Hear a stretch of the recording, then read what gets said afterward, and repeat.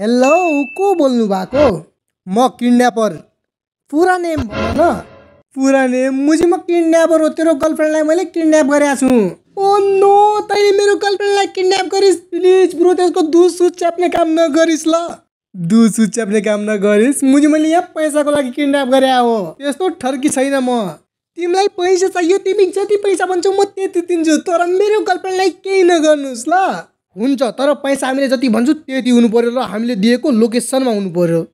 ल ल, तिमीले जुन ठाउँ भन्छौ म त्यही ठाउँमा पैसा लिएर आउँछु। भन त तिमीलाई कति पैसा चाहियो? 1 करोड। के 1 करोड? यहाँ सुन त, यहाँ आएर मेरो घन्टा लैजा मुझे। साला न त मेरो गर्लफ्रेन्ड छ न त कोही छ, बेकारमा तँलाई मैले 1 करोड दिनुपर्ने? भर्खरै त भनिरहेको थिइस् कि तैँले जति भन्छ त्यति दिन्छु, त्यसलाई केही नगर। मैले त सोचाइ त 5,000 भन्छ भने गर्लफ्रेन्ड त मेरो त्यसै नि छैन। 5,000मा गर्लफ्रेन्ड मिल्दैछ त खुसीकै कुरा हो भनेर सोच त मुझे 1 करोड माग्छस्? होइन मुझे, तैँले कसलाई फोन गरे? ए सरी ब्रो, गोजो लाग्यो। ए गोजो दाइ पो? ब्रो म गोजो। अनि ताको ए दाइ म छल्के। ए मुझे फेरि तैँले किडन्यापिङको काम सुरु गरिस्? दाइ, अब पेट त पाल्नु पर्यो नि। मुझे पेट त आफ्नो पालिरहेको छ, अनि फोन गरेर हैरान चाहिँ मलाई किन गरिरहेछस्? सरी दाइ, सरी, रङ नम्बर लागेछ। अब यसको रियल ओनरलाई फोन गर्नु पर्यो। ओइ सासूको नम्बर दे त।